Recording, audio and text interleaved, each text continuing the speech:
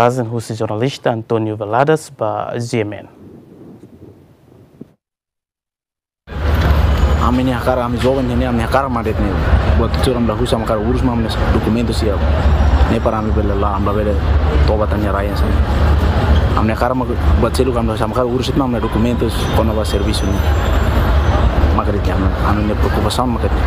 Agora damos dia Lisboa, embaixar amba bebê, loro amba, só nessa nele lá ia resultado nele lá ia mesmo.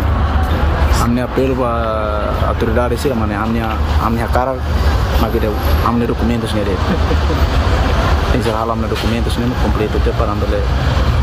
Am kalan lau ini, terus balu todo pensão, balu todo herai, todo herdalan ini, lá ia osam lá. Makanya presidente ne ajuda a manter retando nele documentos completo. Esta é uma situação absolutamente vergonhosa. Os nossos irmãos timorenses estão aqui, no Martim Moniz, onde normalmente as pessoas que dormem na rua são pessoas que foram abandonadas.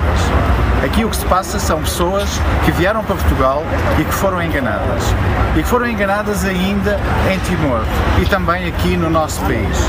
Estes miúdos, estes homens e estas mulheres dormem na rua hoje e estão a dormir na rua nos próximos dias. Foi-lhes prometido emprego vindo de Timor-Leste para aqui.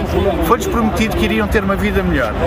Vieram do outro lado do mundo com o coração cheio de esperança e alguns deles dizem que havia um acordo entre dois presidentes da República, que a amizade entre os povos que os defenderia.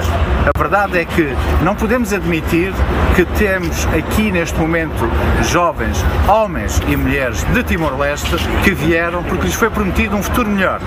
E hoje deixamos-los a dormir aqui no Martim Moniz. Não interessa se são 12, se são 20, se são 1000 ou 3000.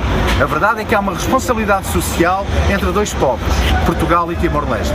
Estas pessoas que aqui estão merecem ser acarinhados e não podem ficar aqui ao relento mais dias. A Embaixada de Timor-Leste tem também uma responsabilidade. Eu, enquanto português, e enquanto amigo de Timor, e enquanto cidadão do mundo, tenho essa responsabilidade também. Eu apelo a todos os portugueses e a todos os timorenses da diáspora que aqui se encontram, que venham ajudar e recolher as suas casas, cada um destes jovens, cada um destes homens, cada uma destas mulheres e que lhes deem o conforto até que a vida deles possa estar decidida. Fica aqui esta reflexão e este apelo. Estas pessoas